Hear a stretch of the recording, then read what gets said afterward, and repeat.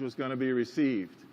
If you remember back 4 years ago, I talked about, I talked about my dogs, and I talked about my family, and I talked about attitude, and I talked about some other things, and I was very nervous, and I'm very nervous today because what I'm going to be talking to you about today is something much more serious, something that's been on my heart, something that's been weighing on me, and it's something that I want to continue to talk about after we leave here today. And if you figured anything out about the comments so far, this message today is really about equity. It's about giving kids opportunities. And I wrote all these notes, and I don't know why Convocation is I get to talk about anything I want. I love that. I don't get any talking points. No one tells me what I need to say or not say. I can talk about whatever I want. And today is going to be a little uncomfortable, okay? Just be prepared. It's going to be a little awkward. It's going to be a little uncomfortable, but sometimes uncomfortable helps us grow, right? My mother was a waitress, and she won't mind me saying this because she's awesome. My mother was a waitress at a place called the Mercury Bowling Alley in Pico Rivera, California. Anybody ever been to Pico Rivera? There's got to be at least one in here. I hear one. There we go. Yes, Kirsten's been there. She was a waitress in a bowling alley, raising 7 kids as a single parent. That was my mom. And she met a gentleman at the bowling alley. He used to go there and play pool, and he was a physician. And my mother said, as she tells it, she would always look for him to come in because he was a good tipper. So as soon as he'd come in, she would immediately go and try to wait on him. Anyway, long story, I'll keep a very long story very short. They got married. And everything in my life changed. Everything in all 7 of our lives changed. I remember that first Christmas, coming out of the room, and there was a bunch of bicycles lined up. And that was amazing to us. And my mother got a new car, and we moved into a new house. And it was just amazing. Our whole lives changed completely. So that's the first part of the story. Here's the second part. Here's the important part of the story. One day, I was at home. My mom, we had to go somewhere. And my mom, she had a nice car. She had a Cadillac. So got in the car. We were driving. We lived in a place called Friendly Hills. And probably, again, Kirsten Duick's the only person that's ever heard of Friendly Hills. We grew up in Friendly Hills, which wasn't very friendly. But that's where I grew up. And we were driving through, and Friendly Hills is up in the hills, not close to anything really. And as we were coming down the hill, there were 2 black gentlemen. And granted, Whittier, California is probably 50% Hispanic, 50% white, and probably 0.00001% African American.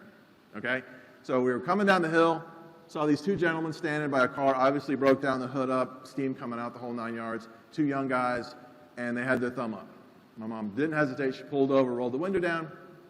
Can I help you guys? The guy said, ma'am, we're lost. We're trying to get to this place. We're lost. We can't find a gas station. We came down through here looking for a gas station. We can't find anything. Can you help us? My mom said, absolutely. Hop in. Drove into a gas station. They got the help they needed. So fast forward to this past November, my mom's 80th birthday. We were sitting in the backyard enjoying an adult beverage or 2. And I said to my mom, Mom, do you remember that time we were in the neighborhood and we were driving and you picked up those 2 black guys on the side of the road? She said, yeah, I remember that. She has a great memory. So, yeah, I remember that. I said, why'd you do that? And she said something I will go to my grave remembering. She said, because if I hadn't stopped to help those guys, no one else was going to. They would have been stuck. Which is another way of my mom saying, if it had been a few years earlier, that could have been her, or that could have been one of her kids, because I was actually raised in a biracial family. Most of my mom's family on my mom's side is Hispanic. And she said, I was thinking, that's how I was interpreting her words. That could have been one of my kids. If I had helped them, no one was going to help them. And that's the gist of my message to you today. Let me go to my notes here because I'm getting choked up. Okay, we're back on track. So why am I telling you this story? Again, not to be self-serving. I just want you to kind of understand a little bit about where I come from and the way I think. And some things came to my attention this summer during Administrative Academy, things that we've already been talking about and discussing that we need to talk about. And if it's nothing more than just a conversation, and that's it, that's progress. But we need to talk about some of the things, some of the data that are facing us because they are the harsh realities. This is the racial makeup of our school division. Okay? Pretty straightforward, not a lot of surprises. I think our Hispanic population ticked up a little bit to closer to 16%, I believe. Our African American population actually has ticked down a little bit. Otherwise, it's roughly the same. That's our racial makeup. Okay? No surprises there, right? This is something I like to do. I like it when we all read together, so I'm going to ask you to read with me. I'm sorry, but I like it when we do this. Let's read this together. It's called "'Cause I Ain't Got a Pencil" by Joshua Dickerson, starting at the top. You ready?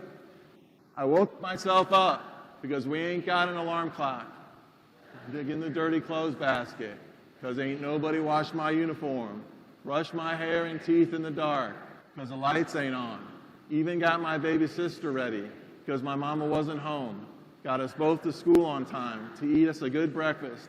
Then when I got to class, the teacher fussed 'cause I ain't got a pencil. Get to know where your kids are coming from, extremely important.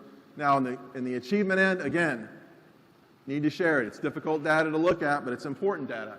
This is our GT, Gifted and Talented Equity Audit that we conducted over the summer.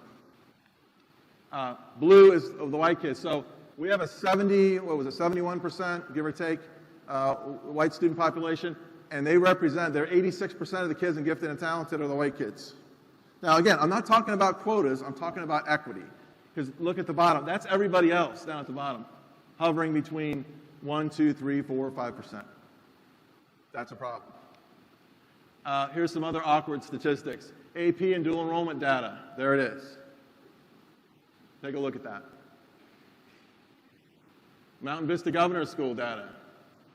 The black student, 1%, that's actually 0.05%. It's 0.5%, it's one student. And it's not from Fauquier. There's one black student in all of Mountain Vista Governor's School. That's a problem. So here's a question to consider moving forward. Shouldn't the kids in these programs be reflective of the student population? And if they're not, why aren't they?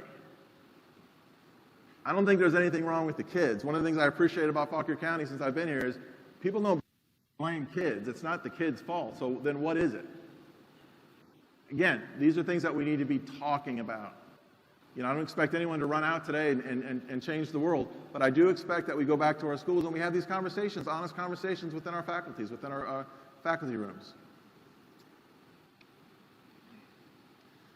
And what it always comes down to is how we feel about the fact that we haven't so far. You've probably seen this quote before. I use it all the time, and probably some of your folks in your schools use the same quote.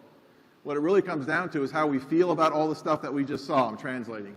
How do we feel about everything that we just saw up there? So you have to examine yourself. We all have to look into the mirror. This message is as important for me as it is for anyone in the room. How do we feel about the fact that we have some of these incredible discrepancies, inequities,